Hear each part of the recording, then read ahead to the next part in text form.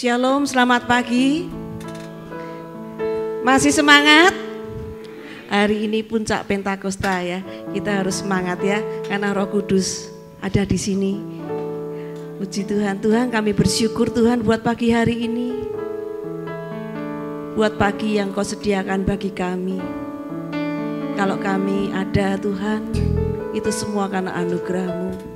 Dan kami akan melakukan setiap tugas panggilan-Mu atas setiap kami.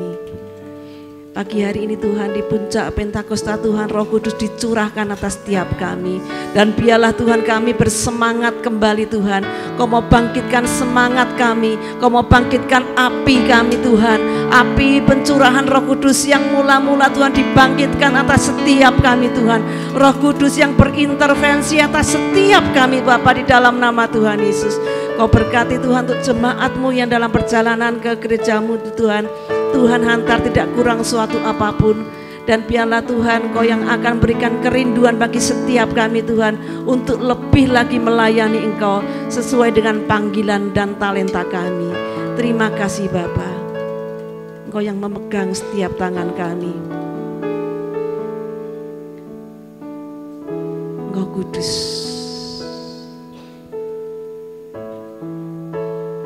Terima kasih Tuhan. Peganglah tanganku Roh Kudus setiap hari. Ku tak dapat jalan sendiri tanpa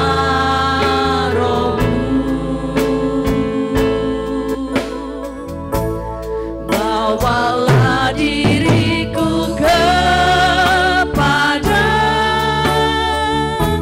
segala kebenaran,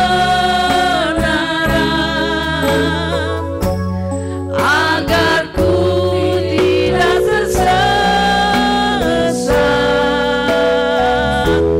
mengikuti jalan-Mu. Roh Kudus pegang setiap tangan kami. Peganglah tanganku Roh Kudus setiap hari.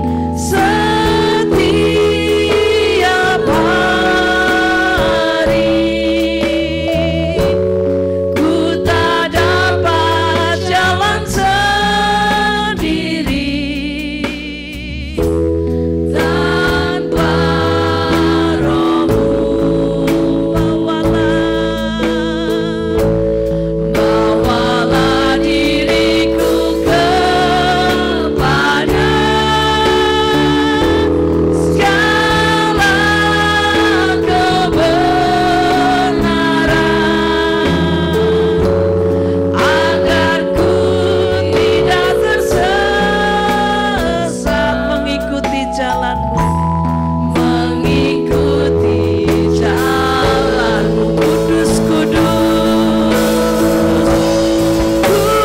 kudus, kudus, Tuhan, kudus nama-Mu. Amin. Ku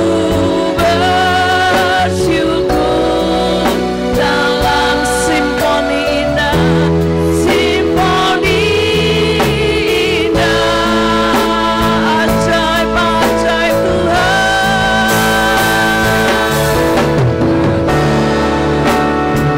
ajaib nama-Mu. Ya Tuhan, nama yang beri menang, nama yang beri menang, Yesus namanya. Peganglah tanganku, peganglah tanganku Roh Kudus. Roh Kudus pegang setiap tangan kami. Jangan biarkan kami jalan sendiri. Ku tak dapat jalan sendiri tanpa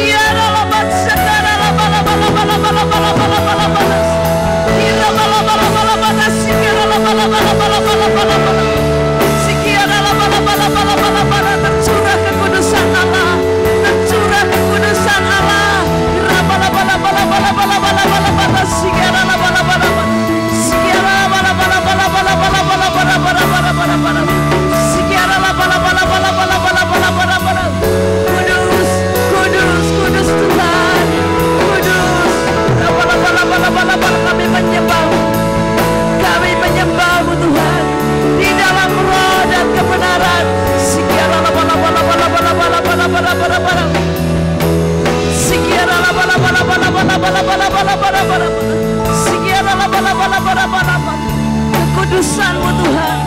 Kekudusan-Mu penuhi tempat ini Tuhan. Kekudusan-Mu Tuhan penuhi setiap kami. Haleluya.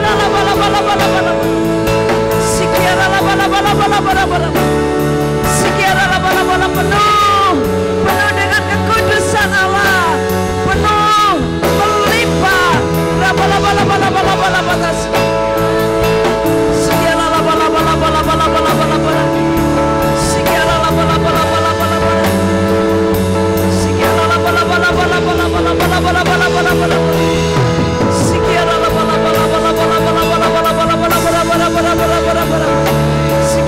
Bekerjalah Roh Kudus, bekerjalah Roh Kudus, bekerjalah maksimal dalam hidup kami.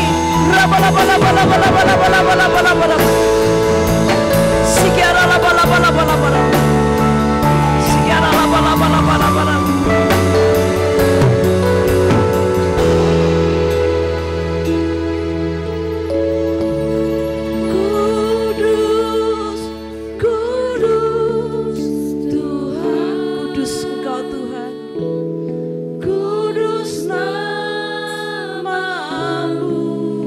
yes Tuhan. Ku bersyukur dalam simfoni indah, ajaib-ajaib Tuhan.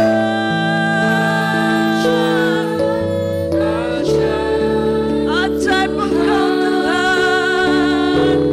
ajaib nama-Mu, nama yang beri menang, nama yang beri menang,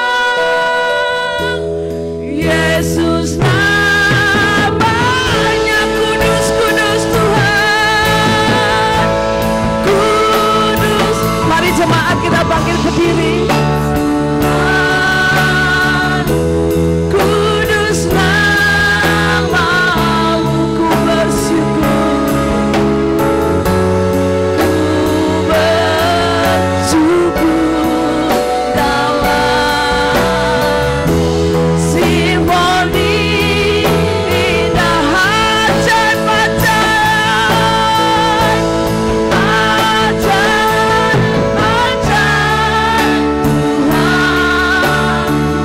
Tuhan, ajaib nama-Mu, nama yang beri menang, nama yang beri menang, Yesus namanya. Berikan sorak-sorai bagi Tuhan. Haleluya. Nama yang memberi menang adalah Yesus namanya. Haleluya. Berikan sorak-sorai yang terbaik bagi Tuhan. Biarlah satukanlah roh kami ya Tuhan. Kami akan bergandeng tangan untuk memuji Engkau. Haleluya.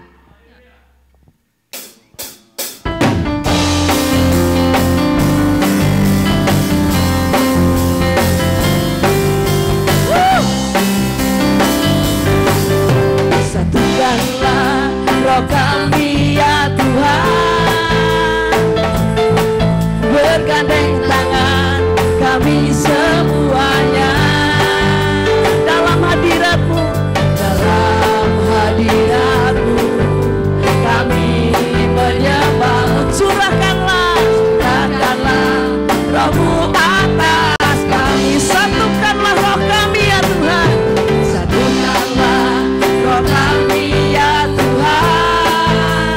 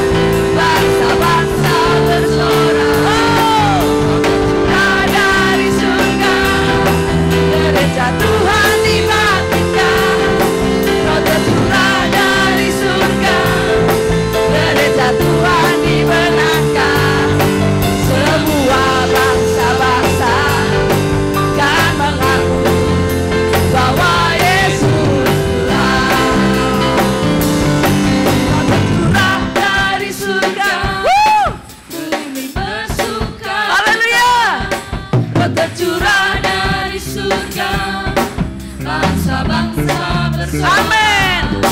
Roh tercurah dari surga, gereja Tuhan dibangkitkan. Roh tercurah dari surga, gereja Tuhan dimenangkan. Semua bangsa-bangsa kan mengaku bahwa Yesus Tuhan. Semangat! Roh tercurah dari surga, bumi bersukacita. Roh tercurah dari surga, bangsa-bangsa bersorak. Amin. Roh tercurah dari surga, gereja Tuhan dibangkitkan. Roh tercurah dari surga, gereja Tuhan dimenangkan. Oh, semua bangsa-bangsa dan mengaku bahwa Yesus Tuhan. Semua bangsa-bangsa, semua bangsa-bangsa, semua bangsa-bangsa, semua bangsa-bangsa kan mengaku siapa? Bahwa Yesus Tuhan. Haleluya. Bila roh Allah ada dalam kita, kita mau menari bagi Tuhan. Amin. Amin. Amin. Menari bagi Tuhan bukan buat kita semua. Tidak usah malu-malu. Amin. Haleluya.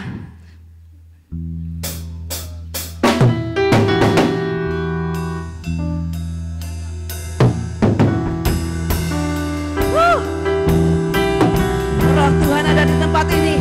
Roh Allah menyala-nyala. Haleluya.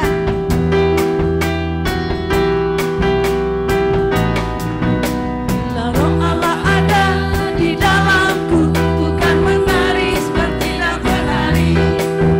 Bila roh Allah ada di dalamku, bukan menari seperti dan menari. Ku kan menari, ku kan menari, menari seperti dan menari.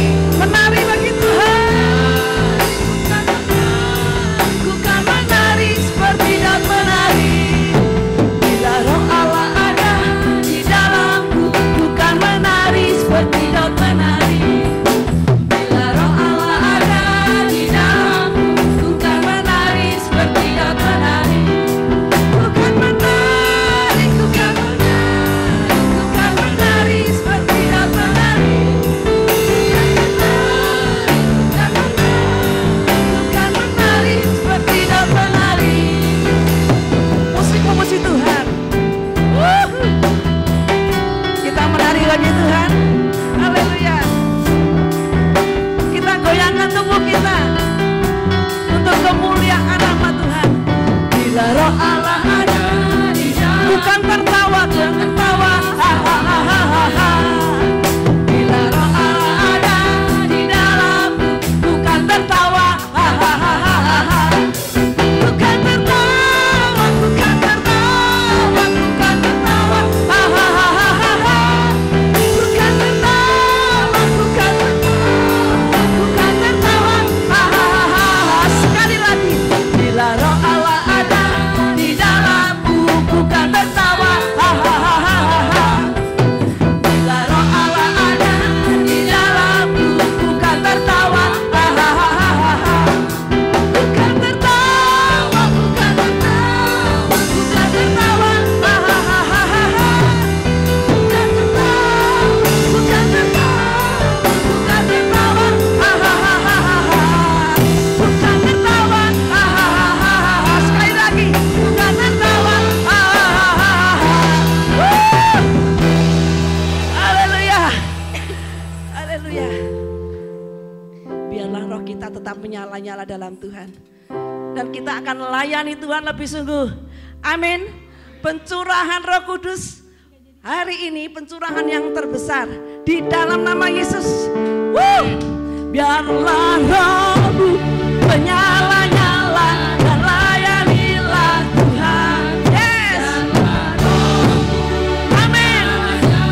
Dan layanilah Tuhan. Biarlah rohmu menyala-nyala dan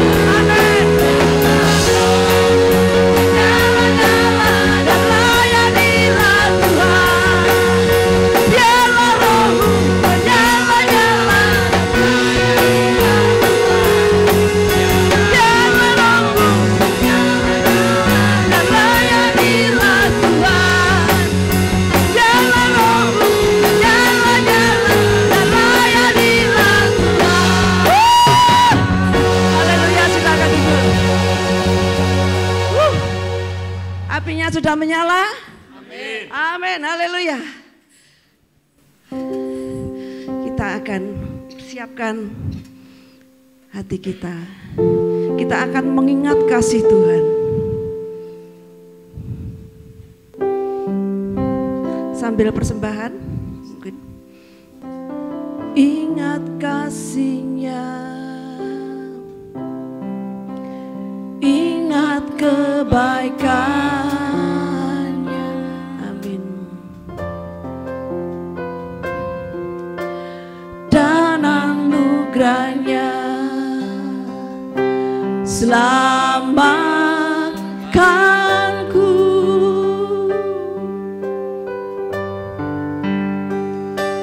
Sebab kasih-Nya setinggi langit, kasih setia Allah pada kita. Besar kasih Allah pada kita. Besar kasih Allah pada kita. Ingat kasih-Nya, ingat kasih-Nya, ingat akan kebaikan Tuhan atas setiap kita. Ingat kebaikan-Nya Dan anugerah-Nya, dan anugerah-Nya selamatkanku.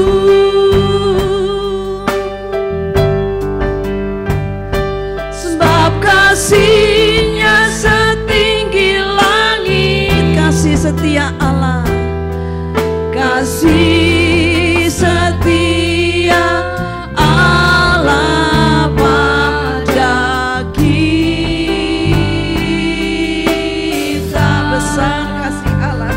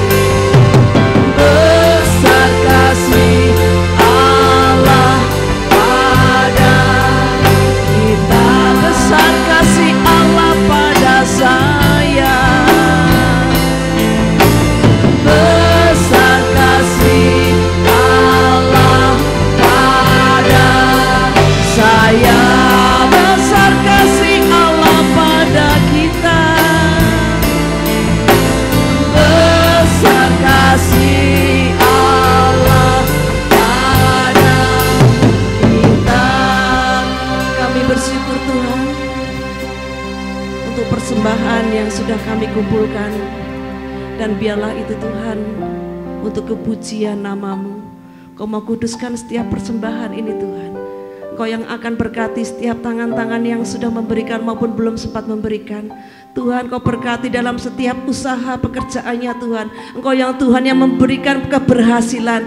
Apa yang dikerjakan berhasil di dalam nama Tuhan Yesus. Kami tidak akan kekurangan, tapi kami berkelimpahan di dalam kasih karunia-Mu Tuhan. Terima kasih Tuhan.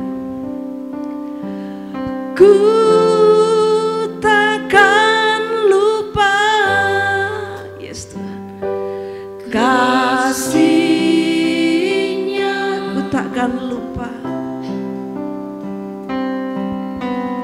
Ku takkan lupa anugerah-Nya, Dia penuhkan.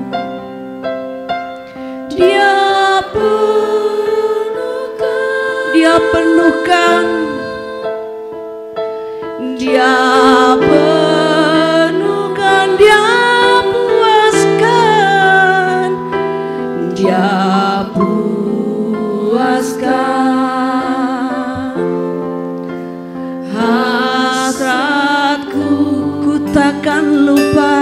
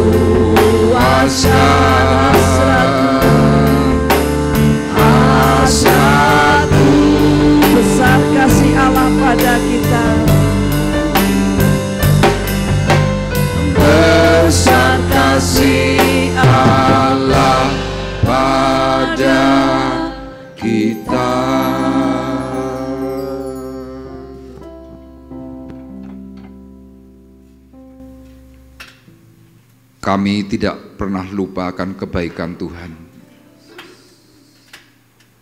Melalui pujian yang kami persembahkan pagi hari ini,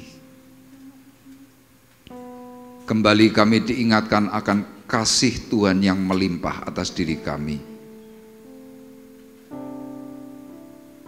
Melalui setiap hal yang Tuhan nyatakan. Ketika kami berbahagia, itulah kebaikan yang kami ingat. Tetapi kami juga mau mengatakan kepada Tuhan, ketika kami sakit, itu pun adalah kasih Allah kepada kami semuanya. Karena sakit yang kami alami, penderitaan yang kami alami, bukan karena Tuhan tidak cinta, bukan tidak sayang, tetapi justru melalui kelemahan, melalui sakit yang sedang kami derita, Engkau sedang menyatakan kemuliaan-Mu atas kami semuanya. Karena dengan sakit kami, kelemahan kami, maka kami boleh semakin mendekat kepada Tuhan. Itulah kasih yang Tuhan berikan.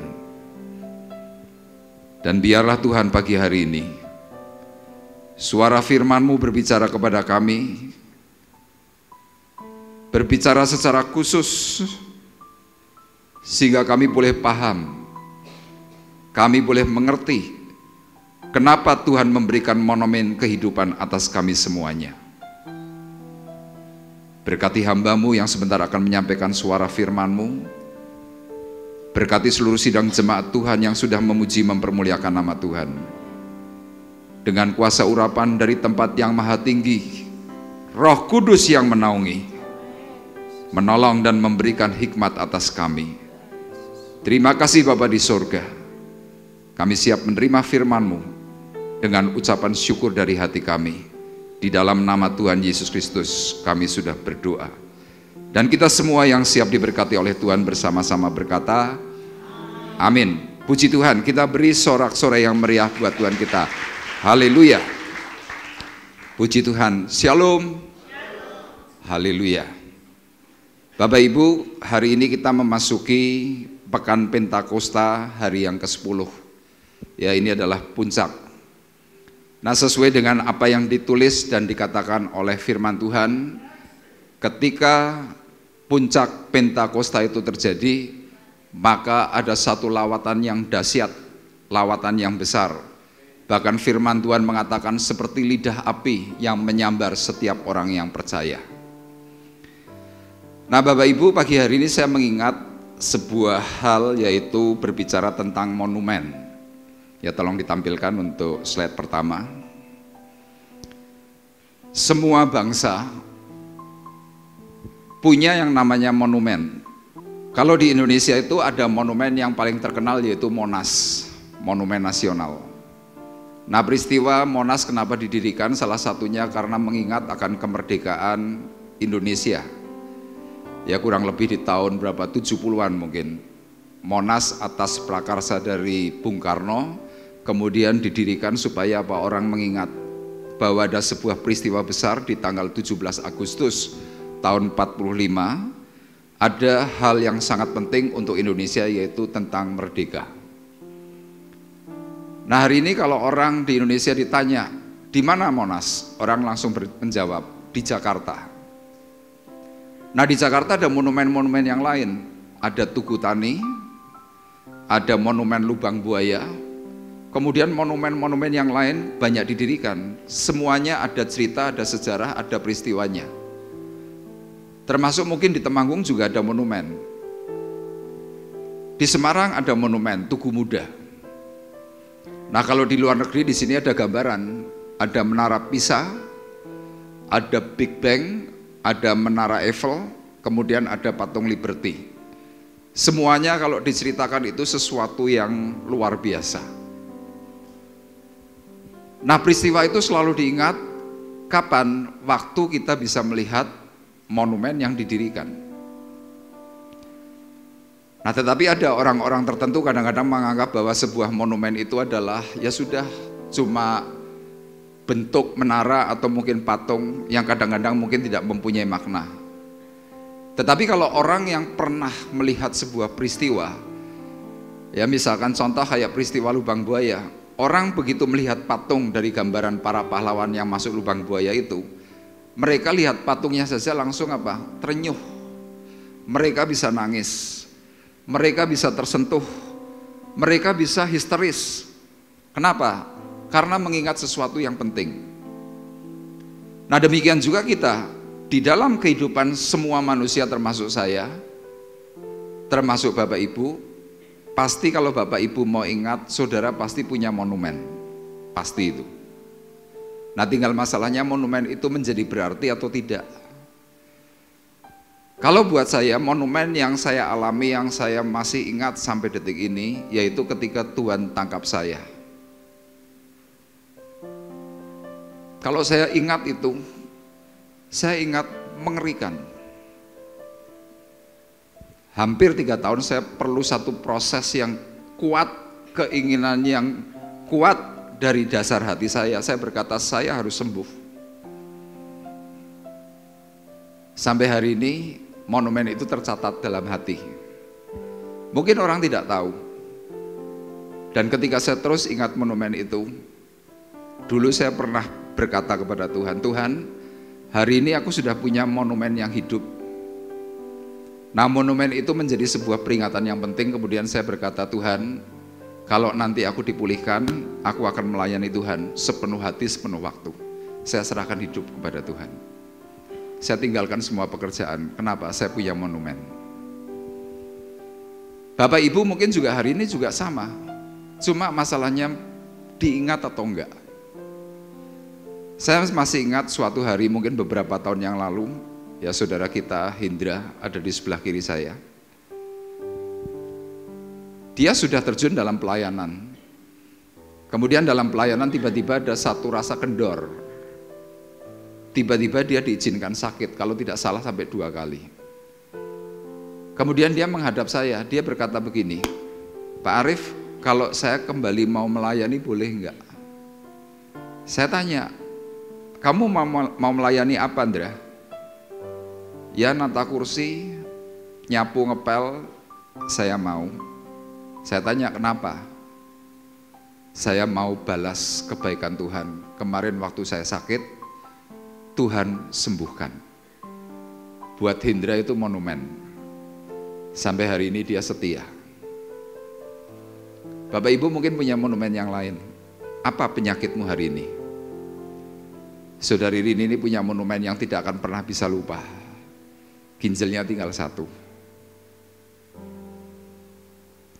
Coba Bapak Ibu nanti tanya kepada saudari Rini, waktu diangkat ginjalnya, apa perasaan hatinya? Pasti ngeri. Mungkin ada sebuah perasaan, dengan 1 ginjal bisa hidup enggak ya?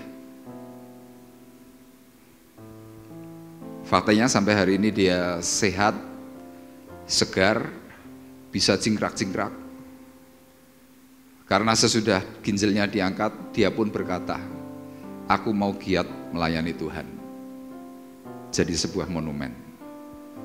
Bapak Ibu mungkin tidak punya satu penyakit yang ekstrim, tapi mungkin penyakit itu menjadi sebuah ikatan sepanjang tahun. Diabetes, jantung, darah tinggi, apalagi yang ekstrim stroke. Tapi lihat kita yang mungkin sudah kena darah tinggi, kena diabetes, kita beranggapan, oh ini medis. Saya berkata, no, itu bukan medis. Tuhan tanamkan sesuatu dalam batinmu. Engkau ingat gak monumen ini? Tetapi lihat, ada banyak orang ketika punya masalah, punya problem yang mengikat sepanjang hidup, bukannya datang mencari Tuhan untuk menyerahkan, tetapi malah cari jalan yang lain. Ada orang yang kena masalah. Semalam Yakobus sudah bersaksi melalui apa yang dikatakan dari firman Tuhan. Dulu hidupnya amburadul, terikat narkoba 9 tahun. Dia berkata, kalau uang 9 tahun itu dari narkoba itu dipergunakan untuk beli rumah, sudah jadi 1 rumah.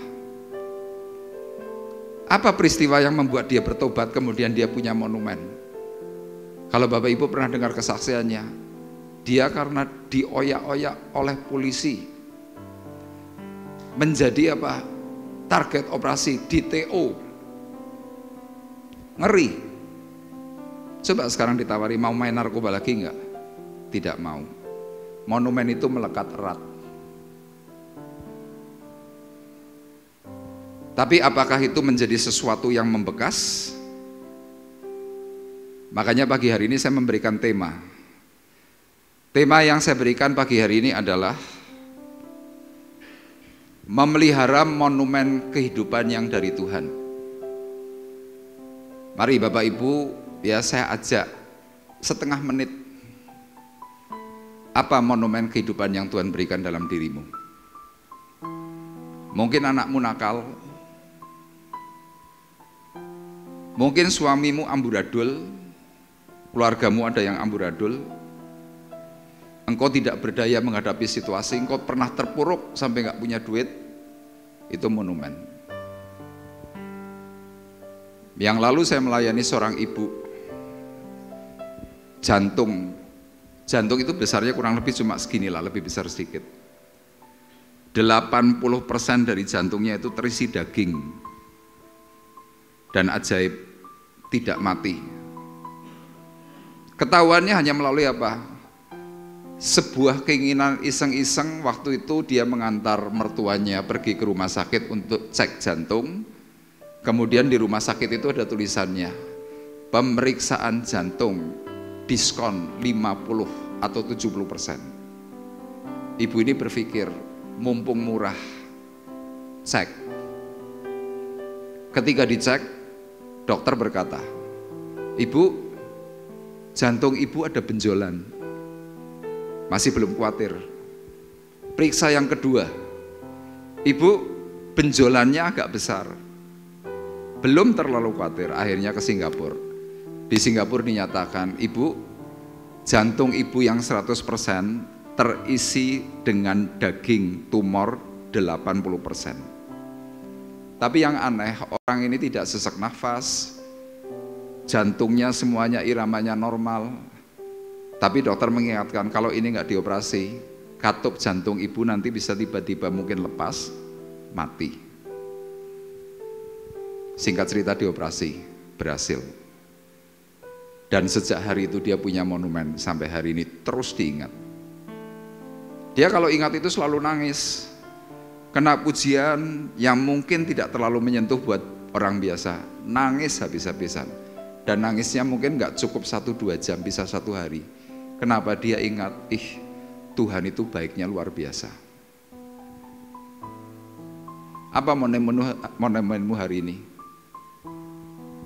Yang sudah menaun, Tuhan ingatkan. Nah, mari kita melihat di dalam 2 Timotius 1 ayat 12 sampai 14, kemudian Galatia pasal 4 ayat 12 sampai 13. Saya akan bacakan buat Bapak Ibu terlebih dahulu.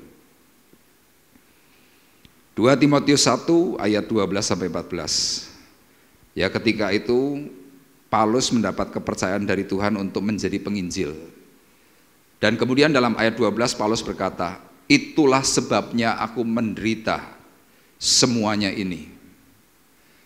Tetapi aku tidak malu, karena aku tahu kepada siapa aku percaya dan aku yakin bahwa dia berkuasa memeliharakan apa yang telah dipercayakannya kepadaku hingga pada hari Tuhan. Peganglah segala sesuatu yang telah engkau dengar daripadaku sebagai contoh ajaran yang sehat, dan lakukanlah itu dalam iman dan kasih dalam Kristus Yesus. Peliharalah harta yang indah yang telah dipercayakannya kepada kita oleh Roh Kudus yang diam di dalam kita. Hari itu Paulus menjelaskan kepada Timotius anak rohaninya, Timotius, aku perhatikan bahwa engkau hari ini mulai merosot. Hari itu Timotius itu mendapatkan tekanan dari jemaat yang dilayani. Stres hebat Timotius.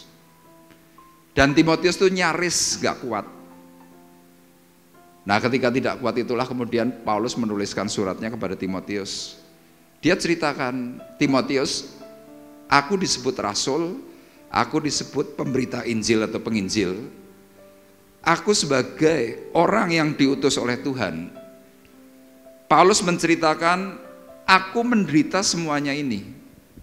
Tadi dalam ayat 12. Itulah sebabnya aku menderita, tetapi aku tidak malu. Ada orang kena sedikit penderitaan, malu. Kenapa? Ada orang yang berkata, loh katanya kalau ikut Yesus semuanya baik-baik. Nyatanya engkau miskin, nyatanya keuanganmu problem, engkau sakit, engkau bermasalah, engkau mulai repotkan banyak orang. Kita kadang-kadang mulai tergores. Kemudian kita mulai mengatakan, benar juga ya. Kalau gitu buat apa aku terlalu serius ikut Tuhan? Faktanya aku sakit, faktanya aku miskin, faktanya aku kurang. Tetapi Paulus hari itu berkata, aku tidak malu. Kenapa Paulus tidak malu? Karena Paulus berkata, karena aku tahu kepada siapa aku percaya dan aku yakin bahwa dia berkuasa memeliharakan apa yang telah dipercayakan kepadaku. Paulus itu punya keyakinan yang teguh di dalam Tuhan. Kenapa? Dia pernah mengalami perjumpaan. Dia tahu bahwa Tuhan itu dahsyat. Tuhan itu pemilik langit dan bumi, Tuhan pemilik segala sesuatu yang ada di dunia. Paulus itu tahu, sehingga ketika ada penderitaan, Paulus hanya berpikir, nggak masalah. Tuhan kadang-kadang izinkan itu cuma mau melihat, kamu bisa setia nggak? Kita kadang-kadang melalui ujian yang kadang-kadang berat, kita kadang-kadang iman itu mulai goyah. Timotius sebagai anak rohani yang sudah terjun di dalam pelayanan sempat mengalami kegoncangan. Makanya dia berkata apa? Dalam ayat 14, Timotius, peliharalah harta yang indah. Apa itu iman? Peliharalah imanmu supaya ketika engkau pelihara iman, maka engkau akan mencapai kemaksimalan dan engkau akan memperoleh surga. Peliharalah harta yang indah yang telah dipercayakannya. Tuhan beri iman kepada kita, ini sebuah kepercayaan. Kemarin hari Jumat Pak Eko sudah memberikan penjelasan. Iman itu diberikan kepada umat. Karena apa? Dipercayakan. Jadi kalau Tuhan sudah memberikan iman kepada kita, apa sikap hati kita? Dan iman yang Tuhan berikan kepada kita itu dimeteraikan oleh Roh Kudus yang diam, yang menetap dalam diri kita. Tapi lihat, kadang-kadang iman kita ini bisa degradasi. Kadang-kadang iman kita ini bisa luntur, bisa rontok. Kenapa? Problem. Kemudian dalam Galatia 4 ayat 12, perhatikan. Ini kepada sidang jemaat Galatia. Aku minta kepadamu saudara-saudara, jadilah sama seperti aku sebab aku pun telah menjadi sama seperti kamu. Belum pernah ku alami sesuatu yang tidak baik daripadamu. Kamu tahu bahwa aku pertama kali telah memberitakan Injil kepadamu oleh karena aku sakit pada tubuhku. Ini dahsyat. Orang kalau sakit gimana? Coba saudara sakit, saya beri tugas, saudara pasti akan berkata, Pak, saya sakit, boleh nggak digantikan?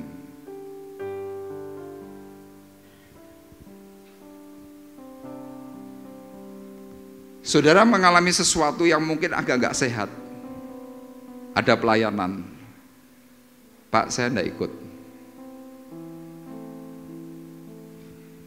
Tapi seringkali kita berkata, aku cinta Tuhan luar biasa.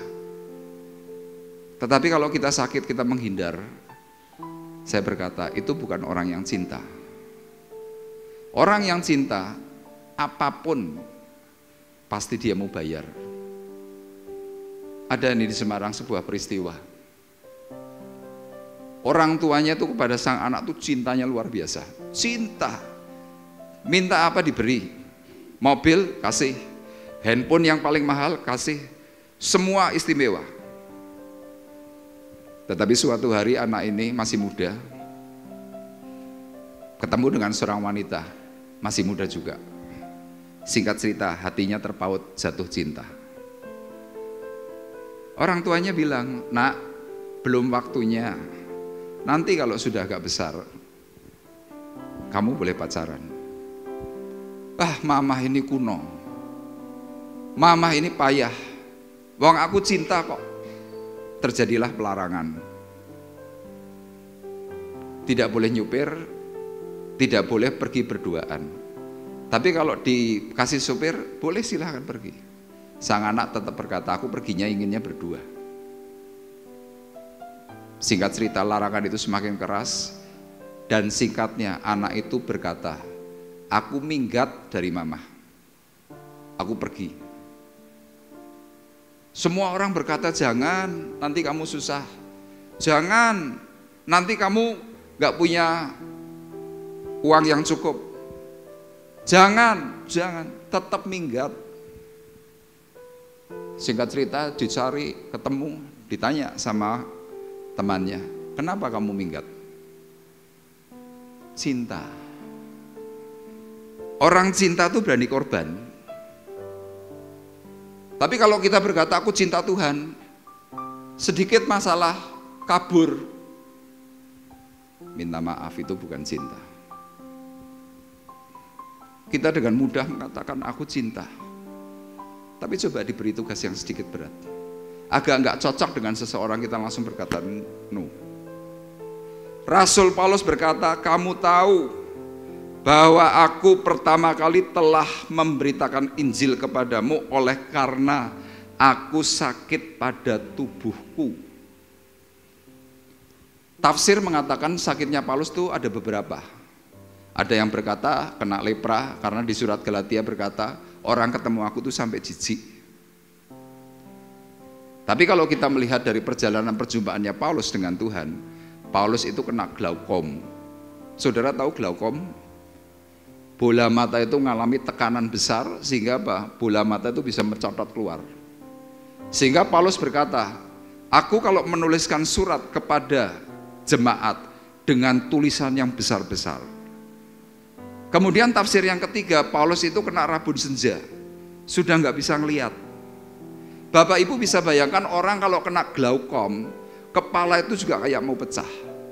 Orang kalau kena glaukom, mata itu apa ya? Kayak cenut-cenutnya tuh rasanya cetut, kira-kira begitu. Tetapi lihat, Paulus saking cintanya kepada Tuhan, dia ngerti siapa yang detik itu diikuti. Dalam kondisi sakit, dia tetap memberitakan Injil damai sejahtera. Kenapa dia bisa begitu? Dia tahu siapa yang diikuti. Saudara ikut Tuhan, ikut Yesus. Pertanyaan saya begini, saudara tahu siapa yang kau ikuti hari ini? Tahu enggak? Saudara mungkin akan jawab, oh saya tahu Pak, Yesus Kristus yang mati di salib. Iya, tapi cuma sebatas itu. Sesudah itu apa?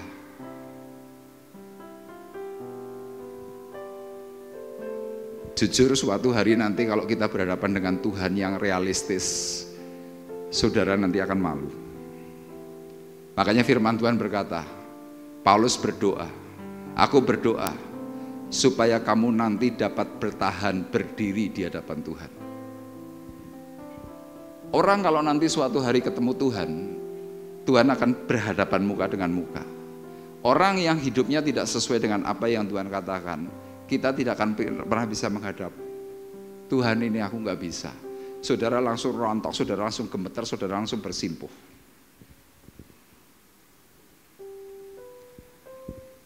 Makanya yuk mari bersama-sama di Pekan Pentakosta, di puncak Pentakosta. Saya punya pengharapan untuk Bapak Ibu. Milikilah semangat yang baru, milikilah kegairahan yang baru, mulai dongkrak imanmu, dan minta kepada Roh Kudus, Tuhan beri aku iman yang kuat seperti Rasul Paulus. Kenapa Rasul Paulus hari itu menuliskan kepada sidang jemaat Galatia, secara khusus pasal yang keempat? Kenapa? Karena hari itu Rasul Paulus melihat bahwa iman jemaat Galatia yang tadinya hebat, tiba-tiba terdegradasi karena terpikat sesuatu yang lain. Paulus sampai berkata di dalam pasal yang lain, dikatakan apa? Aku sampai habis akal menghadapi kamu. Kamu dahulu yang sedemikian cinta kepada Tuhan, hari ini engkau terpikat kepada sesuatu yang lain. Jadi iman jemaat Galatia hari itu mulai apa? Rontok. Paulus tadi berkata, aku minta kepadamu saudara-saudara, jadilah sama seperti aku. Kira-kira Paulus mau berkata, ikutilah teladanku. Paulus di sini menjelaskan, sebab aku pun telah menjadi sama seperti kamu. Kenapa? Pada waktu hari itu Paulus mulai awal pelayanan pergi ke Galatia. Di situ Paulus melihat, wih orang Galatia tuh hebat. Membantu Paulus tuh habis-habisan. Cinta kepada Tuhan dengan pemberian uang, materi, harta diberikan kepada gereja Tuhan. Paulus lihat itu sampai takjub. Makanya tadi Paulus berkatanya apa? Aku telah menjadi sama seperti kamu. Belum pernah ku alami sesuatu yang tidak baik daripadamu. Artinya apa? Paulus selalu dibantu. Tetapi tiba-tiba suatu hari, Paulus yang sudah giat pelayanan melihat ada persoalan. Jemaat Galatia mulai apa? Kendor, mulai meninggalkan Tuhan. Paulus akhirnya berkata, kamu tahu bahwa aku pertama kali telah memberitakan Injil kepadamu oleh karena aku sakit pada tubuhku. Jemaat Galatia waktu diberitahu oleh Paulus seperti itu, mereka baru sadar, iya ya, dulu kamu tak terima ini menjijikan. Tetapi kami dahulu menerimamu, menerima Paulus seperti menyambut Yesus. Itu dikatakan begitu. Hari ini mungkin saudara lagi kendor. Kendormu bermacam-macam. Mungkin kau sedang mangkel sama pendetamu. Engkau mangkel sama teman seimanmu. Engkau mangkel dengan gerejamu. Engkau mangkel dengan kondisi hidupmu. Engkau mangkel dengan banyak hal. Engkau mulai merasa percuma.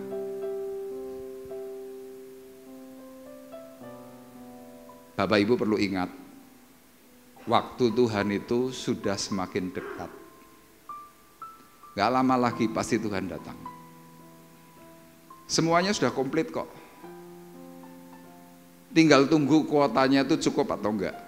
Begitu cukup, Tuhan pasti akan menyatakan diri. Kita yang hari ini sedang mulai kendor merasa bahwa biasa aja lah. Aku ke gereja ya puji Tuhan, gak ke gereja gak apa-apa. Aku doa ya puji Tuhan, gak doa juga gak apa-apa. Buktinya aku sudah umur sekian ya hidupku baik-baik. Aku diberkati, uangku banyak, rumahku banyak, ini semua banyak. Itu bukan standarnya Tuhan. Kenapa? Tuhan kita kaya, Tuhan kita hebat, Tuhan kita dahsyat. Tuhan nanti tidak tanya, hartamu berapa sih? Enggak. Berapa kekayaanmu? Enggak juga. Tetapi Tuhan nanti akan bertanya kepadamu, apa yang kau bawa di hadapanku?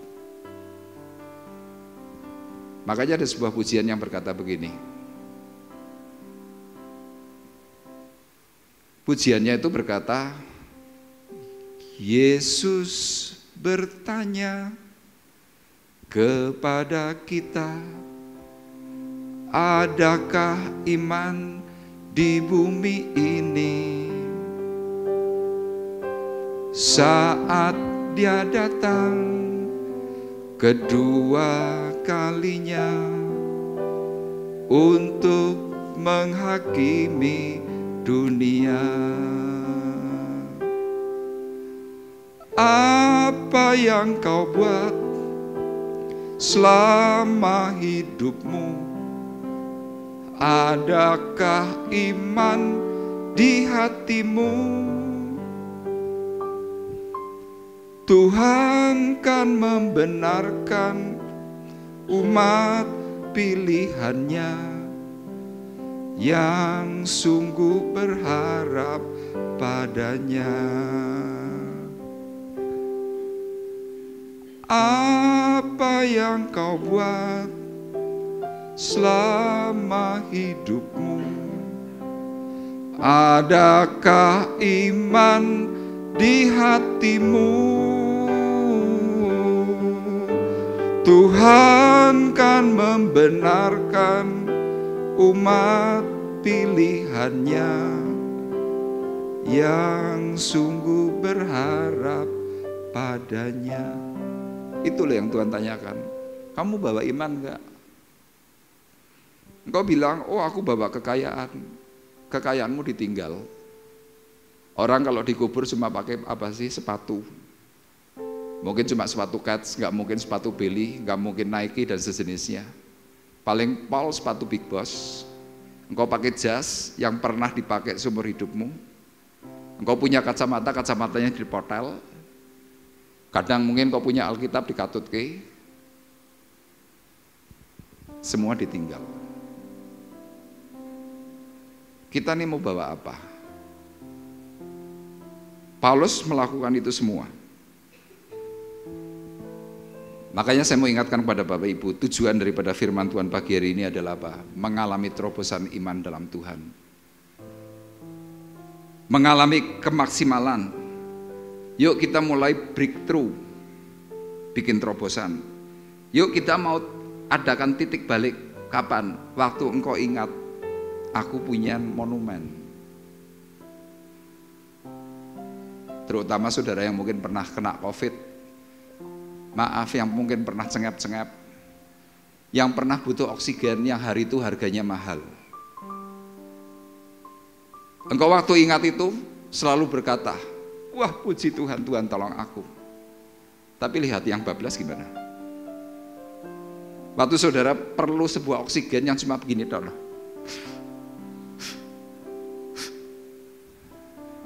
Habis itu cek saturasi, masih 80, oksigen lagi.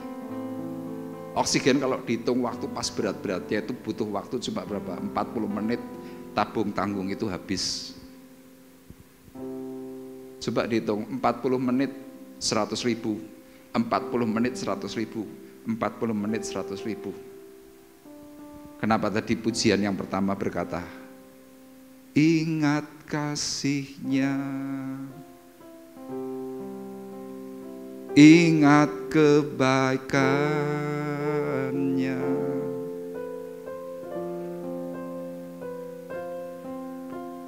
dan anugerah-Nya, selamatkanku.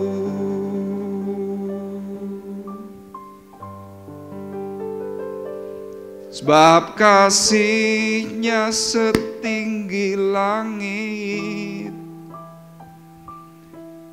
kasih setia Allah pada kita.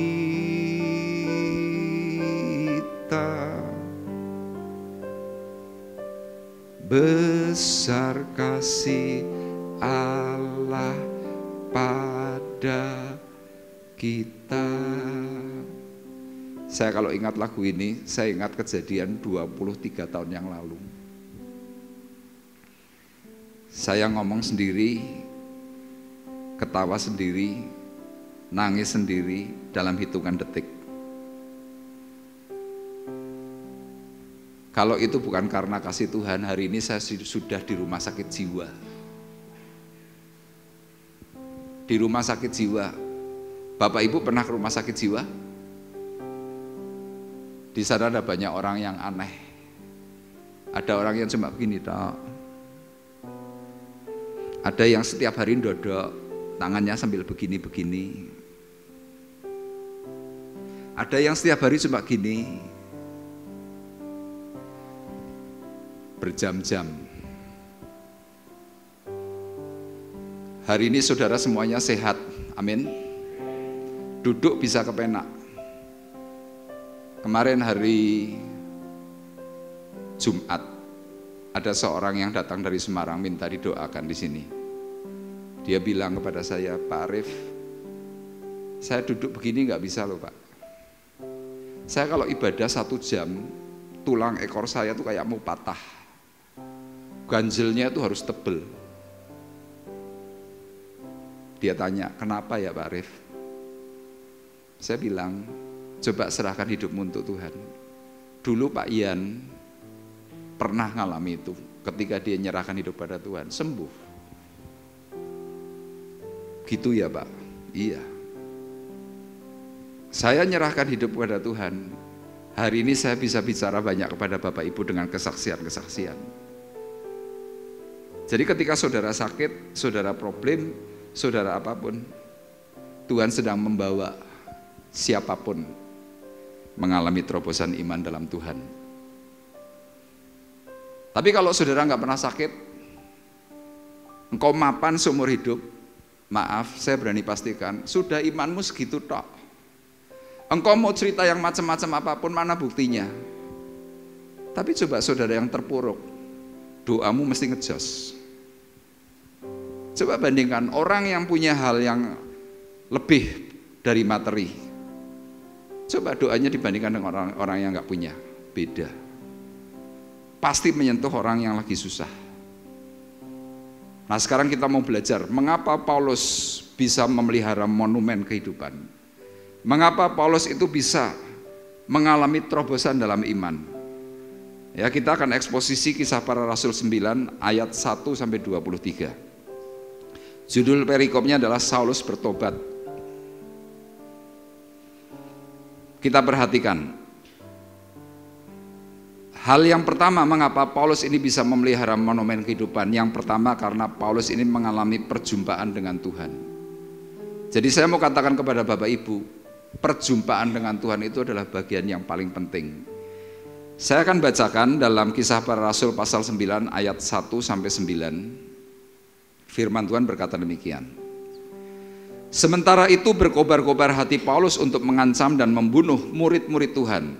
Ia menghadap imam besar dan meminta surat kuasa daripadanya untuk dibawa kepada majelis Yahudi di Damsyik, supaya jika ia menemukan laki-laki atau perempuan yang mengikuti jalan Tuhan, ia menangkap mereka dan membawa mereka ke Yerusalem. Dalam perjalanannya ke Damsyik, ketika ia sudah dekat kota itu, tiba-tiba cahaya memancar dari langit mengelilingi dia. Paulus rebah ke tanah dan kedengaran olehnya suatu suara yang berkata kepadanya, Saulus, Saulus, mengapakah engkau menganiaya aku? Jawab Saulus, siapakah engkau? Tuhan, katanya, akulah Yesus yang kau aniaya itu. Tetapi bangunlah dan pergilah ke dalam kota, di sana akan dikatakan kepadamu apa yang harus kau perbuat. Maka termangu-mangulah teman-temannya seperjalanan karena mereka memang mendengar suara itu. Tetapi tidak melihat seorang juga pun. Saulus bangun dan berdiri, lalu membuka matanya, tetapi ia tidak dapat melihat apa-apa. Mereka harus menuntun dia masuk ke Damsyik. 3 hari lamanya ia tidak dapat melihat, dan 3 hari lamanya ia tidak makan dan minum. Ini awal mula kenapa Paulus mengalami breakthrough. Mengapa Paulus itu bisa turning point, titik balik? Karena hari itu dia berjumpa dengan Tuhan yang tidak pernah dikenal, yang tidak dipercayai. Suatu hari Tuhan menyatakan diri kepada Paulus. Sesudah Tuhan menyatakan diri, tiba-tiba Paulus yang tadinya sehat, secara tiba-tiba sontak matanya ini kena glaukom. Dan singkatnya Paulus buta 3 hari. Detik itu dia mulai sadar betapa mengerikannya orang hidup dalam kegelapan. Yuk kita coba, Bapak Ibu saya ajak, kita merem semua. Jangan ngintip, merem total, rapatkan. Merem coba. Saya ajak Bapak Ibu untuk sebuah bayangan. Yuk kita merem semuanya. Tutup matamu. Saudara hanya bisa dengar saya. Saudara nggak ngerti posisi saya di mana. Dan ketika engkau merem, yang muncul cuma apa? Gelap. Yang muncul cuma seberkas cahaya yang mungkin cuma sliweran begitu saja. Engkau tidak tahu sekeliling. Detik itu, yuk kita buka mata kembali. Detik itu, Paulus sadar berapa banyak jiwa yang saat itu hidup dalam kegelapan. Tuhan izinkan Paulus mengalami kebutaan itu 3 hari. Dan itu menjadi awal mula Paulus memiliki monumen dari sakitnya. Sudah berapa lama engkau sakit? Engkau yang mungkin kena diabetes sudah 30 tahun, 40 tahun. Engkau yang kena darah tinggi sudah 40 tahun. Harusnya itu menjadi sebuah breakthrough. Harusnya itu menjadi sebuah titik balik. Tuhan, kenapa engkau izinkan aku begini? Paulus mengalami kebutaan. Paulus mencoba introspeksi. Kenapa Tuhan menemui dirinya? Kira-kira kalau mungkin mau diberi sebuah pemahaman, Tuhan cuma mau mengatakan begini, Paulus, selama ini engkau buta. Coba sekarang rasakan dengan kebutaanmu yang 3 hari. Apa yang kau alami? Makanya seseorang kalau sudah lagi kena penyakit, ya apapun lah penyakitnya, mungkin itu juga mah. Kadang-kadang kita mikir, kenapa ya, makanku cukup, semuanya cukup, kok tiba-tiba kena mah. Itu untuk mengingatkan. Saudara masih ingat kemarin lagu yang dinyanyikan oleh saudara Fendi? Fendi itu berbicara apa? Mengalami banyak hal yang susah. Sampai pada akhirnya saudara Fendi ini bisa ketemu Tuhan di tempat ini. Dan kemudian dia menyanyikan pujian, bila kau izinkan sesuatu terjadi. Jadi kalau sesuatu terjadi sekarang sedang menghantam saudara, pujian ini berkata begini,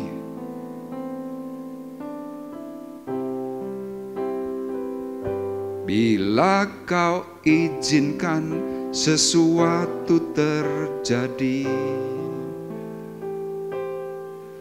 ku percaya semua untuk kebaikanku. Bila nanti telah tiba waktumu, ku percaya kuasa-Mu memulihkan hidupku.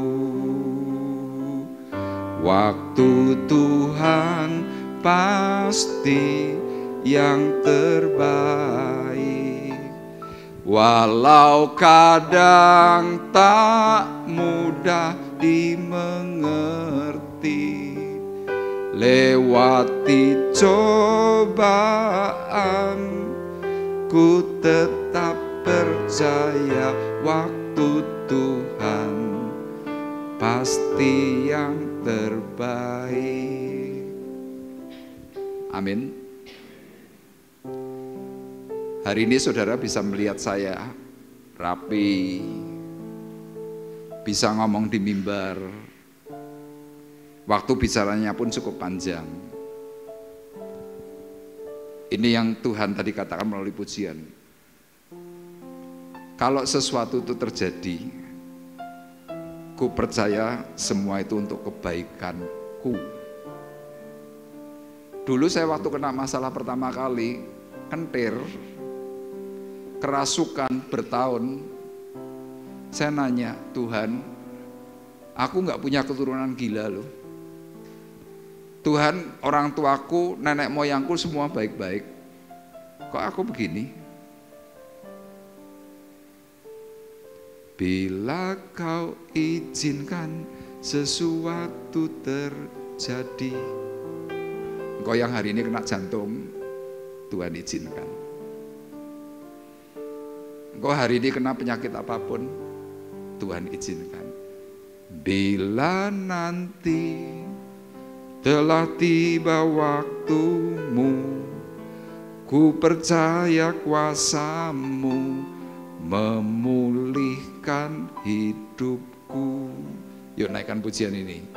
Waktu Tuhan pasti yang terbaik, walau kadang tak mudah dimengerti. Lewati cobaan, ku tetap percaya waktu Tuhan pasti yang terbaik. Bu Partiah divonis 2 penyakit, kanker dan ambeien akut. Tapi lihat hari ini sehat, betul ya Bu? Kapan? Waktu dia berjumpa dengan Tuhan. Banyak dari kita ini loh ngalami perjumpaan. Kita berjumpa dengan Tuhan tidak otomatis hidup kita sempurna, tidak. Makanya ketika engkau sudah berjumpa dengan Tuhan, engkau mulai mengalami hal-hal yang baik, engkau mengalami pemulihan, tapi masih ada orang yang mencerca hidupmu, gak apa-apa. Itu ujian, itu tes. Paulus akhirnya menjadi seorang rasul yang dahsyat. Kita bisa belajar kehidupan, kita bisa belajar kebenaran itu dari tulisannya Rasul Paulus. Sebagian besar, termasuk yang pagi hari ini saya bagikan, ini tulisannya Rasul Paulus. Nah, sesudah Rasul Paulus mengalami perjumpaan dengan Tuhan karena sakitnya itu, kemudian hal yang kedua, kenapa dia bisa terus memelihara monumen kehidupan? Yang kedua, karena Paulus itu mencari kehendak Tuhan. Paulus berdoa waktu sudah sakit. Paulus mulai berseru kepada Tuhan, dikatakan dalam ayat 11, firman Tuhan, marilah pergi ke jalan yang bernama jalan lurus, dan carilah di rumah Yudas seorang dari Tarsus yang bernama Saulus, ia sekarang berdoa. Jadi waktu Saulus mulai mengalami sakit mata, dia buta, dia bersimpuh, dia nangis di hadapan Tuhan. Dia doa, Tuhan beri aku hikmat-Mu, Tuhan beri aku pengertian, Tuhan beri aku kehendak-Mu, apa yang Tuhan inginkan. Doa itu langsung didengar oleh Tuhan dan Tuhan mengirimkan seorang murid Tuhan bernama Ananias. Ananias ini murid Tuhan, dipanggil oleh Tuhan. Ananias, kamu pergilah ke jalan yang lurus, di rumah seorang yang bernama Yudas dari Tarsus. Di situ ada seorang yang bernama Saulus. Ia sekarang sedang berdoa. Doanya itu sungguh-sungguh. Kemudian Ananias sebagai murid Tuhan mulai melihat sebuah penglihatan. Paulus sedang bersimpuh, berdoa. Ananias sempat berbicara kepada Tuhan, Tuhan, orang itu brengsek. Tuhan, orang itu pembunuh. Tuhan, orang itu tuh nggak bener. Dia pembenci kekristenan. Kok aku sekarang harus nemui dia, kenapa? Dalam ayat 15 Tuhan berkata, pergilah, sebab orang ini adalah alat pilihan bagiku untuk memberitakan namaku kepada bangsa-bangsa lain, serta raja-raja dan orang-orang Israel. Aku sendiri akan menunjukkan kepadanya betapa banyak penderitaan yang harus ia tanggung oleh karena namaku. Detik itu juga Ananias langsung mendatangi Saulus. Kemudian Ananias berkata, Saulus, aku disuruh Tuhan. Aku disuruh untuk menyampaikan sebuah pesan. Kamu akan diutus oleh Tuhan. Singkatnya, Saulus ditumpangi tangan oleh Ananias. Dalam tafsir, ketika penumpangan tangan itu terjadi atas Saulus, Saulus itu manifest ngeblak. Kenapa? Kena lawatan Roh Kudus. Dan firman Tuhan jelas mengatakan, pergilah Ananias ke situ dan masuk ke rumah itu. Ia menumpangkan tangannya ke atas Saulus. Katanya, Saulus saudaraku, Tuhan Yesus yang telah menampakkan diri kepadamu di jalan yang kau lalui telah menyuruh aku kepadamu supaya engkau dapat melihat lagi dan penuh dengan Roh Kudus.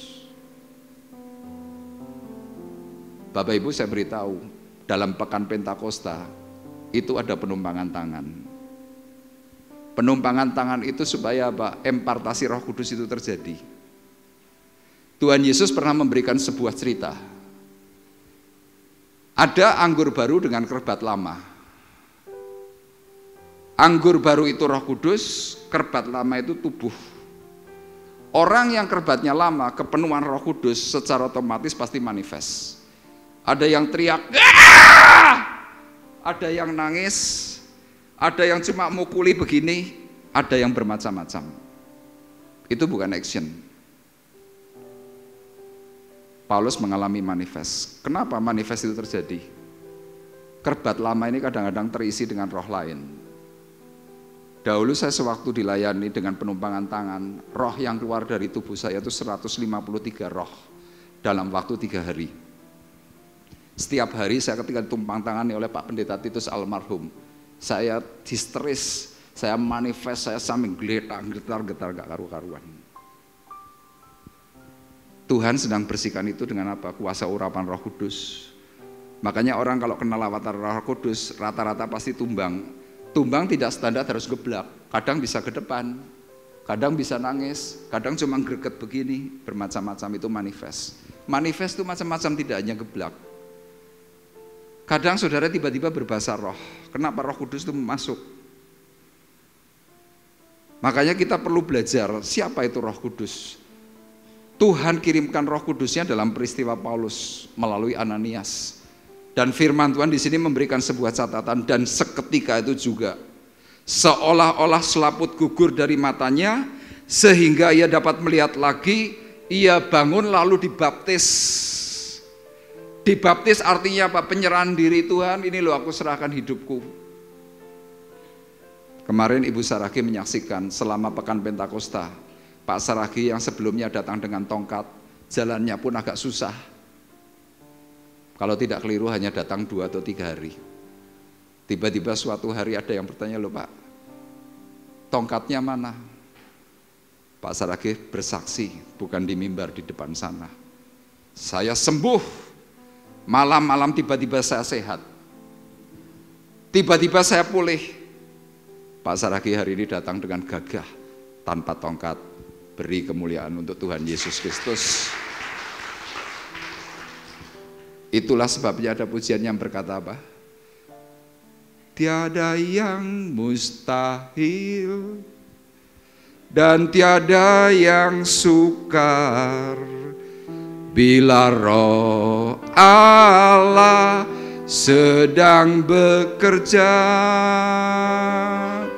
Tiada yang mustahil bagi orang percaya, karena Roh Allah turut bekerja di antara kita. Tinggal masalahnya saudara percaya enggak? Kalau saudara datang sudah mulai hatimu tidak percaya, menghakimi sekelilingmu, mulai menyalah-nyalahkan orang lain, jangan harap saudara bisa terima. Tuhan Yesus ngomong itu. Kamu menginginkan mujizat, tapi kamu nggak percaya, nggak bisa. Sampai detik ini banyak orang-orang di luar kita, di luar sana, tidak mau percaya kepada Yesus Kristus Tuhan. Kenapa? Menungso kok disembah. Tapi lihat, kita yang percaya di dalam Tuhan.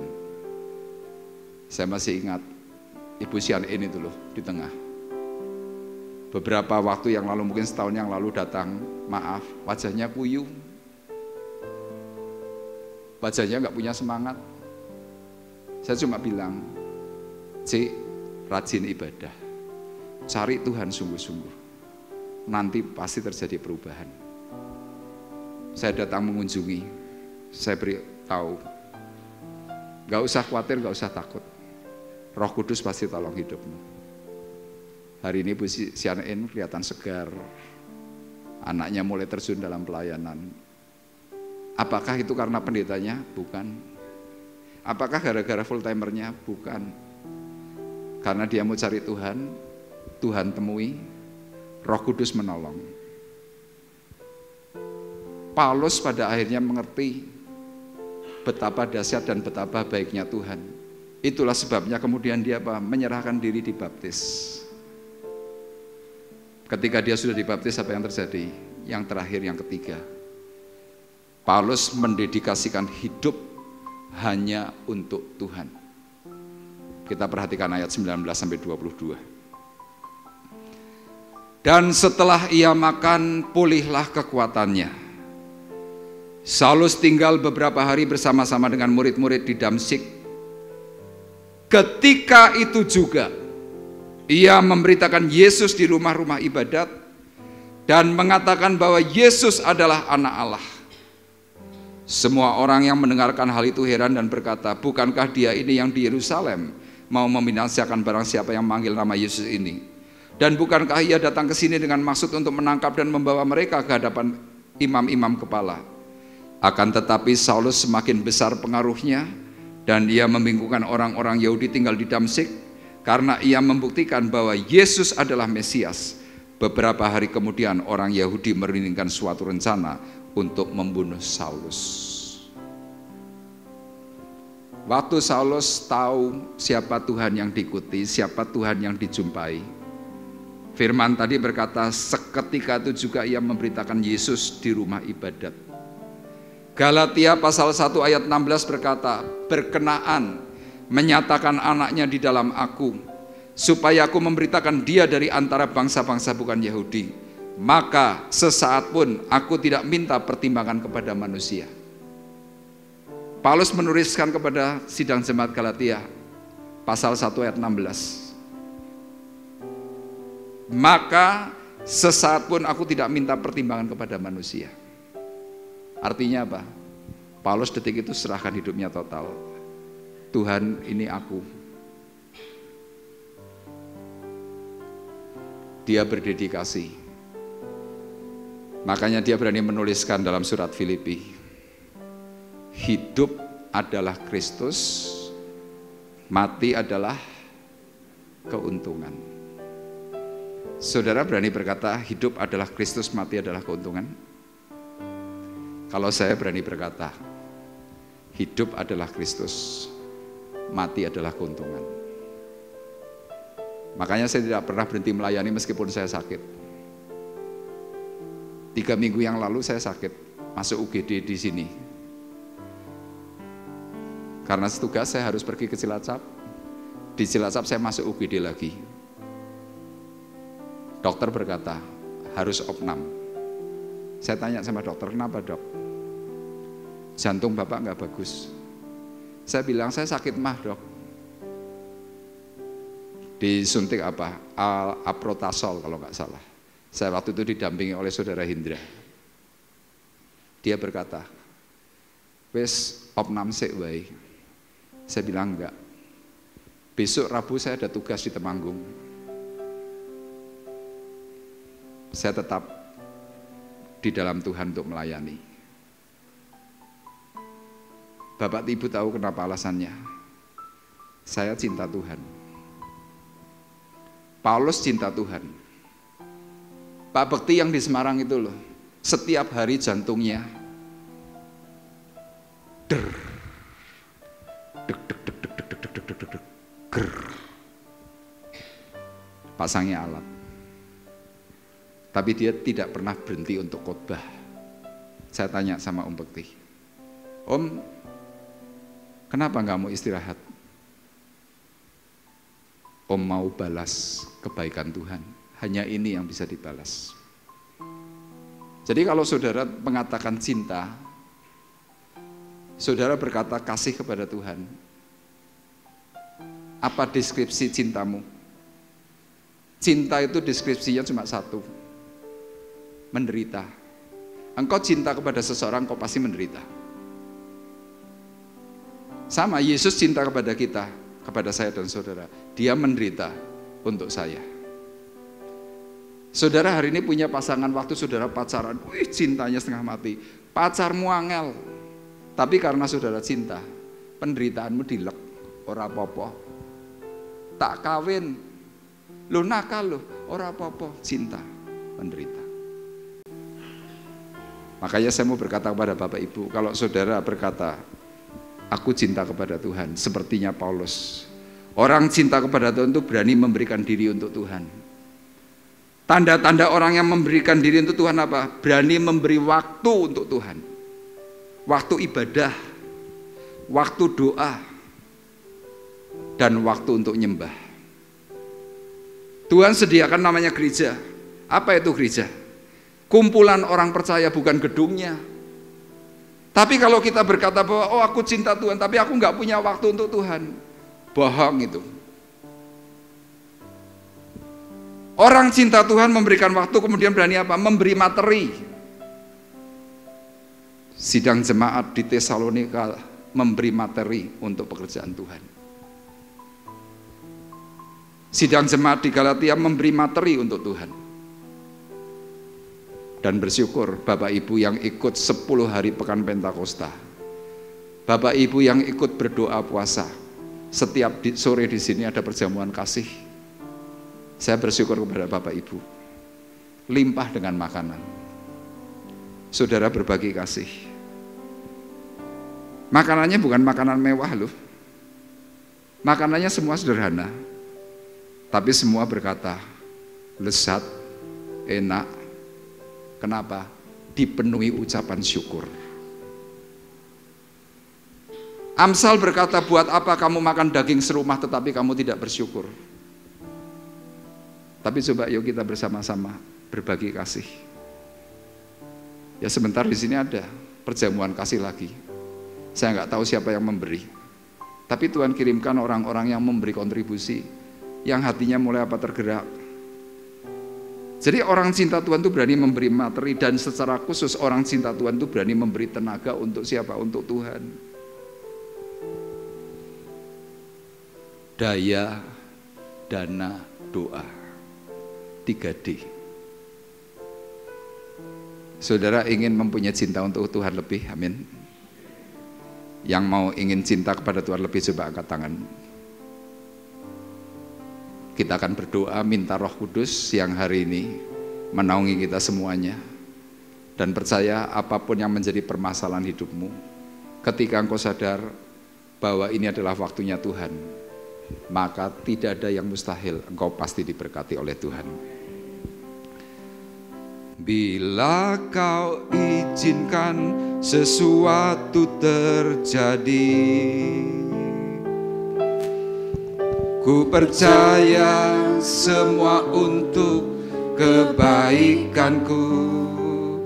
Bila nanti telah tiba waktumu, ku percaya kuasa-Mu memulihkan hidupku. Bila kau izinkan sesuatu terjadi, ku percaya semua untuk kebaikanku. Bila nanti telah tiba waktumu, ku percaya kuasa-Mu memulihkan hidupku. Waktu Tuhan pasti yang terbaik, walau kadang tak mudah dimengerti. Lewati cobaan, ku tetap percaya waktu Tuhan pasti yang terbaik. Waktu Tuhan pasti yang terbaik, walau kadang tak mudah dimengerti. Lewati cobaan, ku tetap percaya waktu Tuhan pasti yang terbaik.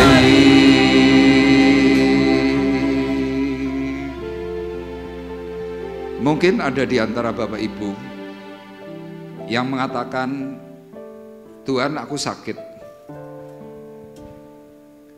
Tuhan aku sedang terpuruk, Tuhan aku sedang susah, Tuhan aku tidak kuat. Engkau mungkin akan bertanya, Tuhan kenapa Engkau izinkan itu sesuatu terjadi atas hidupku? Firman Tuhan dalam surat Roma berkata, Tuhan turut bekerja dalam segala perkara untuk mendatangkan kebaikan bagi orang yang mengasihi Dia, yang terpanggil sesuai dengan rencananya. Artinya ketika engkau sedang mengalami sakit, mengalami apapun problem, itu diizinkan semua untuk kebaikanmu, katakan amin. Tetapi nanti bila sudah tiba waktumu, kuasa Tuhan itu pasti terjadi. Pemulihan mengalir atas hidupmu. Mari engkau yang ingin mengalami berkat kasih Tuhan, engkau boleh berdiri tempatmu masing-masing. Engkau yang perlu kuasa urapan Roh Kudus yang membebat hati dan pikiranmu. Di puncak Pentakosta kita minta kepada Tuhan bahwa Tuhan sanggup untuk memberikan berkat kasih pemulihan. Bahkan ketika engkau berani berkata, Tuhan pakai hidupku, Tuhan pakai sisa hidupku, aku mau, niscaya Roh Kudus itu akan menopang, menolong. Roh Kudus akan memampukanmu.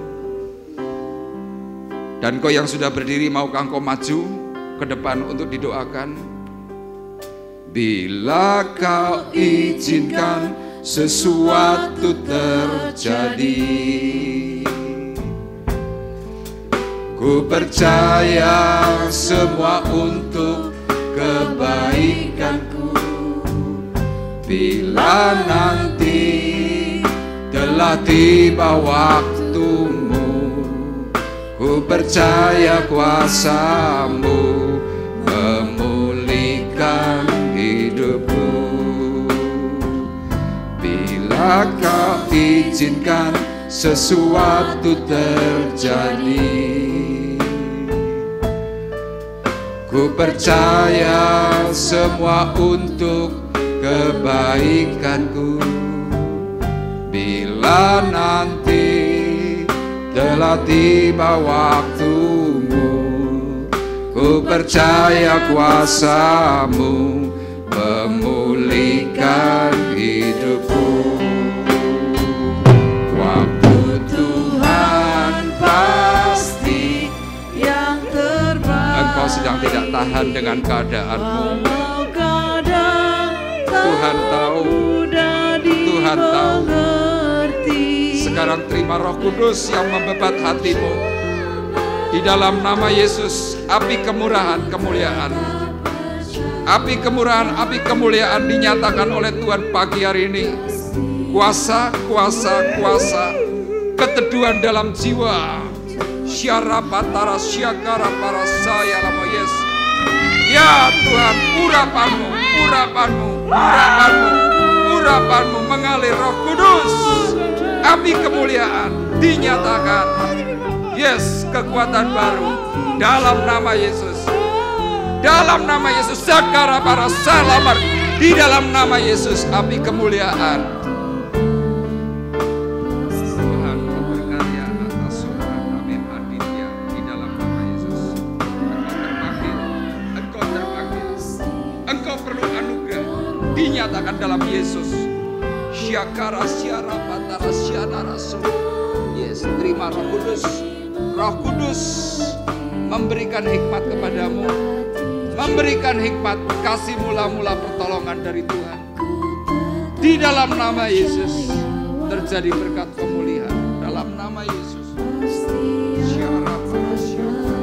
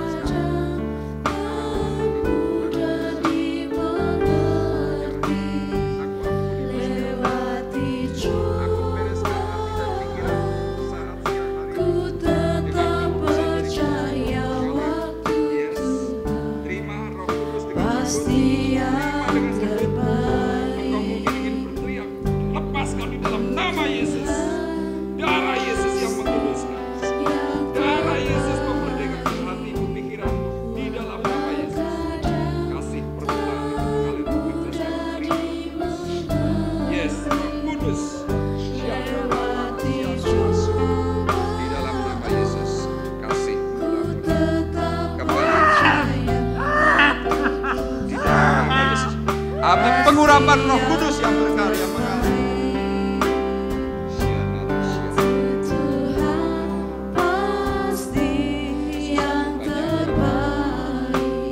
Kesulitan banyak hari ini dalam Pentakosta dengan Roh Kudus itu berkarya bekerja.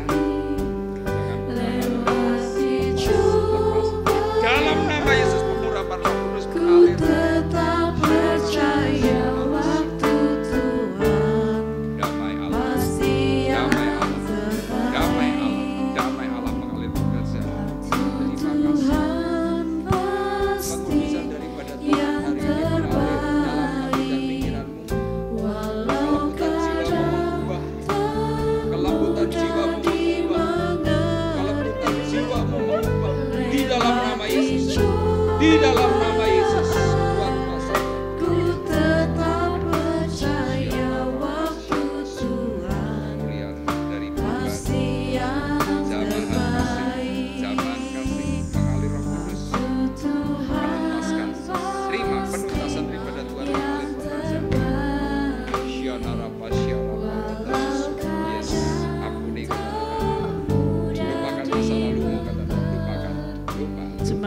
minta berdoa. Di dalam nama Yesus, di dalam nama Yesus.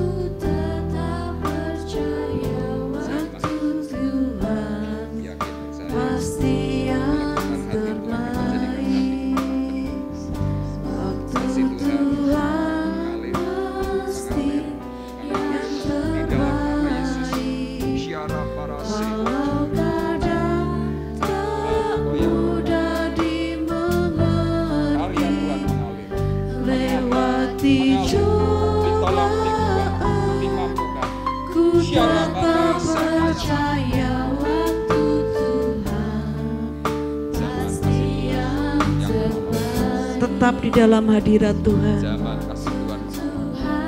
Kita minta Roh Kudus yang melawat setiap kita untuk mencurahkan apinya di tengah-tengah kita, untuk memulihkan hidup yang terbelenggu, untuk membebaskan setiap kita yang terikat, dan untuk memberikan kesembuhan bagi mereka yang sakit. Terbaik waktu Tuhan pasti yang terbaik.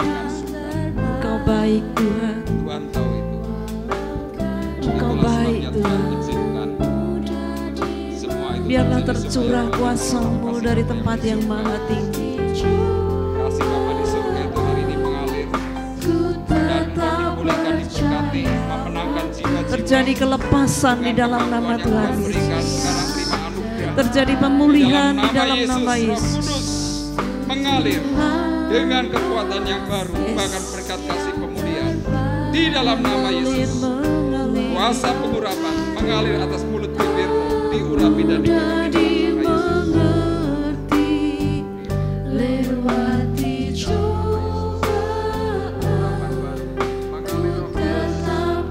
Kasih Tuhan berkarya, berkarya, berkarya, berkarya, berkarya, berkarya. Urapan baru mengalir di dalam nama Yesus. Syara batara syakara syala marasu. Yang terbaik, walau kadang tak mudah dimengerti, lewati coba. Sekarang terima anugerah kasih pertolongan Tuhan yang percaya waktu engkau bertanya, Tuhan, aku kenapa harus begini? Harus Tuhan jawab, karena apa? Karena pengenalan Tuhan. Hari ini terima Roh Kudus di dalam nama Yesus. Darah Yesus yang walau kadang tak mudah dimengerti, lewati cobaan, ku tetap percaya waktu Tuhan pasti yang terbaik. Tuhanmu setia, Tuhanmu setia, Tuhanmu setia. Amin, Selalu amin menunggu, Tuhan. menanti. Kapanpun kau mau datang kepadanya. Hari ini urapan Roh Kudus berkarya kembali dalam urapan baru. Kesetiaan Roh mengalir dalam dirimu, terima. Di dalam nama Yesus, kuat kuasa Tuhan bekerja mengalir. Haleluya. pasti yang terbaik. Waktu Tuhan pasti yang terbaik. Api kemuliaan di dalam nama Yesus. Tak mudah dimengerti, lewati cobaan, ku tetap percaya waktu Tuhan pasti yang terbaik. Waktu Tuhan pasti yang terbaik. Di dalam nama Yesus, kasih bola-bola itu terjadi di dalam nama Yesus. Darah Yesus yang membesar. Lewati cobaan, ku tetap percaya waktu Jangan takut, kata Tuhan. pasti Kegentaranmu yang membuat terbaik. Tapi ketika kau berkata, aku kuat di dalam Tuhan, Waktu Tuhan pasti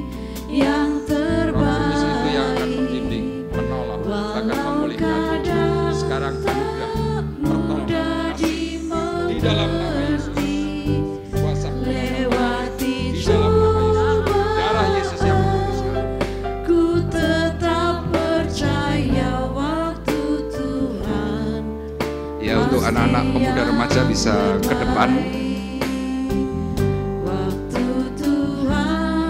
Yuk kita bersama-sama arahkan tangan kita kepada pemuda-pemudi yang ada di tempat ini, supaya Allah Roh Kudus itu menaungi, berkarya, memakai hidup mereka menjadi kepanjangan tangan Tuhan. Tuhan, nyatakan api roh-Mu atas saudara kami Nino. Karena pertolongan-Mu Tuhan, dia ada sampai hari ini. Dan hari ini Tuhan, dalam puncak pekan Pentakosta, biarlah Roh Kudus, Roh yang sama seperti lidah api mengalir, menjamah Nino di dalam nama Yesus. Dalam kuasa darah Yesus berkarya bekerja. Haleluya. Lewati cobaan, ku tetap percaya waktu Tuhan pasti yang terbaik. Tuhan yang memampukan hidup. Tuhan memampukan hidup.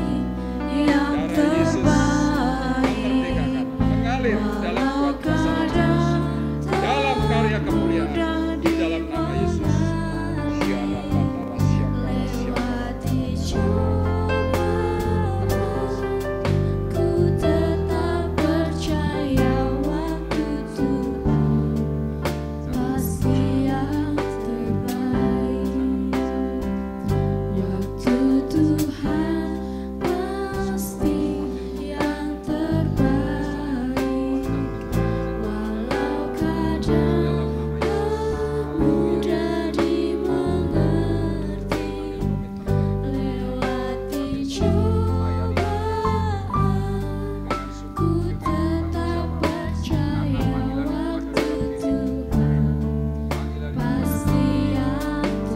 Realnya terbaik. Rasul Paulus bekerja untuk bumi. Dia diberkati, yes.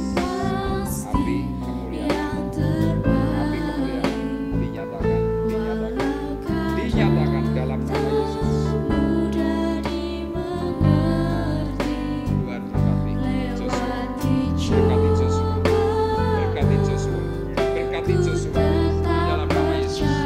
Berkati Gesia, berkati Gesia, berkati Gesia, berkati Gesia, berkati Gesia, berkati Nita, berkati Nita, berkati Nita di dalam nama Yesus.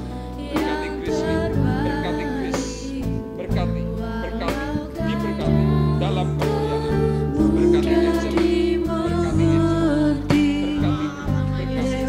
Berkati Tuhan, berkati dalam nama Yesus. tetap percaya waktu Tuhan Pasti yang terbaik waktu Tuhan.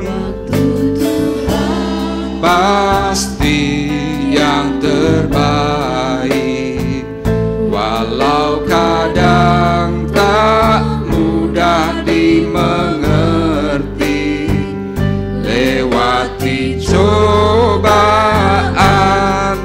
ku tetap percaya waktu Tuhan pasti yang terbaik. Kami mengucap syukur kepada Tuhan pagi hari ini atas kasih, lawatan, pencurahan urapan Roh Kudus dari tempat yang maha tinggi, menaungi bekerja, dan kami meyakini Tuhan, sesudah Engkau menolong dan melawat kami semuanya, maka hikmat pengertian yang daripada Tuhan mengalir dalam hati dan pikiran kami. Sanubari kami diperbarui dan kami mengalami kemenangan yang dari Tuhan. Terima kasih Bapa di surga, memberkati akan sidang jemaat-Mu yang sudah beribadah kepada Tuhan dengan berkat kasih dan kepenuhan Allah Roh Kudus yang menolong dan memberkati kita semuanya. Di dalam nama Tuhan Yesus Kristus kami sudah berdoa dan mengucapkan syukur kami, dan kita semua yang diberkati oleh Tuhan bersama-sama berkata Amin. Amin. Berikan sorak-sorai yang terbaik bagi Tuhan. Mari bersama-sama kita bangkit berdiri. Kita akan berdoa terlebih dahulu. Bapa di dalam kerajaan sorga, hari ini sebelum kami berpisah, kami berdoa Tuhan untuk anak-anak sekolah yang sedang ikut ulangan umum maupun ujian. Tuhan berkati anak-anak kami. Tuhan tolong mereka dengan kekuatan hikmat dari surga, sehingga mereka menjadi anak yang pandai, anak yang takut akan Tuhan, anak yang berbakti kepada semua kedua orang tua, sehingga Tuhan, anak-anak kami adalah anak-anak yang soleh di hadapan Tuhan. Mereka boleh berhasil dan orang tuanya juga diberkati karena Tuhan yang memberikan topangan untuk semua biaya. Kami juga berdoa Tuhan untuk rekan-rekan kami yang sedang membutuhkan pekerjaan. Tuhan kiranya beri pekerjaan yang baik, pekerjaan yang sesuai dengan yang mereka butuhkan. Dan hamba-Mu juga berdoa Tuhan untuk para janda, anak yatim piatu, mereka yang memerlukan kasih pertolongan, bahkan Tuhan kekuatan secara materi. Tuhan, Engkau berkati mereka semuanya. Tuhan menolong dengan cara-cara yang ajaib, sehingga mereka semua Tuhan diberkati dan dipulihkan oleh Tuhan. Hamba-Mu juga berdoa Tuhan untuk mereka yang masih sakit mengalami kelemahan tubuh. Tuhan kiranya Engkau juga jamah dan pulihkan. Kami berdoa Tuhan mengingat akan anak Excel yang masih dirawat di Jakarta. Tuhan kiranya juga menolong memberkati. HB-nya dipulihkan, Tuhan trombositnya dipulihkan. Secara khusus Tuhan untuk saturasinya pun Tuhan sempurnakan, sehingga orang tua daripada Excel Tuhan kembali mengenal kasih Bapa yang di surga. Secara khusus pagi hari ini kami juga berdoa untuk Ibu Lestari yang berulang tahun tanggal 26 Mei. Segala berkat anugerah Tuhan melekat, kekuatan kasih, karunia, bahkan kesehatan yang terus diperbarui oleh Tuhan, menjadi berkat dalam dirinya dan juga dalam keluarganya. Terima kasih Bapa di surga, dan sebentar kami akan menikmati berkat makanan minuman yang Tuhan sudah sediakan. Tuhan, Engkau kembalikan berkali lipat dari anak-anak-Mu yang sudah berbagi kasih. Karena kami percaya Tuhan, kami tidak pernah berhutang. Tuhan membalaskan berkali apa yang sudah ditaburkan. Dan semuanya demi kemuliaan bagi nama Tuhan. Sidang jemaat Tuhan terkasih, marilah kita bersama-sama mengangkat hati, mengangkat tangan kita di hadapan Tuhan. Pulanglah dengan membawa berkat, damai sejahtera Allah Bapa di sorga. Pulanglah dengan kasih karunia Tuhan Yesus Kristus. Di dalam persekutuan Roh Kudus, Tuhan memberkati engkau dan melindungi engkau. Tuhan menyinari engkau dengan wajahnya dan memberi engkau kasih karunia. Tuhan menghadapkan wajahnya kepadamu dan memberi engkau damai sejahtera mulai dari pagi hari ini sampai Maranatha datang yang kedua kali. Dalam berkat nama Tuhan Yesus Kristus, kami sudah berdoa dan mengucapkan syukur kami, dan kita semua yang diberkati oleh Tuhan bersama-sama berkata, amin. Seperti rusa rindu sungai